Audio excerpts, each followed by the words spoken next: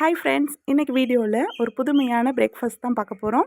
எப்படி செய்யறதுன்னு பார்க்கலாம். பார்க்கறதுக்கு முன்னாடி இன்னும் சேனல் சப்ஸ்கிரைப் பண்ணாமல் வச்சுருந்தீங்கன்னா மறக்காமல் சப்ஸ்கிரைப் பட்டனை ப்ரெஸ் பண்ணுங்கள்.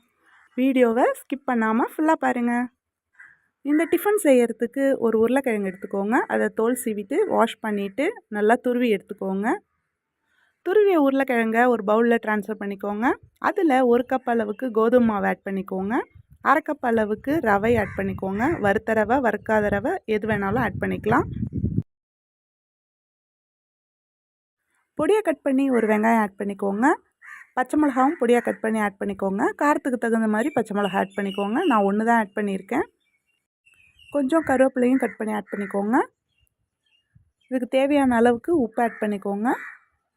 1/4 டீஸ்பூன் மஞ்சள் தூள் ஆட் பண்ணிக்கோங்க. கலருக்காக மஞ்சள் தூள் ஆட் பண்ணுறோம். 1/2 கப் அளவுக்கு தண்ணி ஆட் பண்ணி நல்லா மிக்ஸ் பண்ணிக்கோங்க.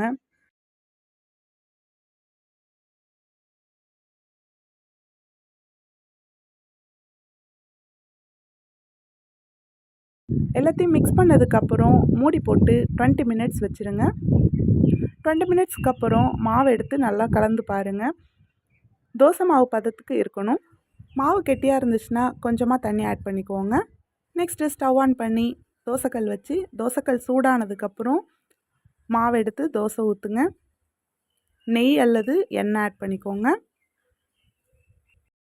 2 சைடும் வெந்ததுக்கப்புறம் சூடாக சர்வ் பண்ணுங்கள். இந்த தோசைக்கு புதினா சட்னி, தேங்காய் சட்னி செம்ம காம்போவாக இருக்கும். நீங்களும் இந்த தோசையை வீட்டில் ட்ரை பண்ணி பாருங்கள். இது மாதிரி டிஃப்ரெண்ட் ரெசிபீஸ் பார்க்கணுன்னா சேனலோடைய ப்ளேலிஸ்ட்டை செக் பண்ணி பாருங்கள்.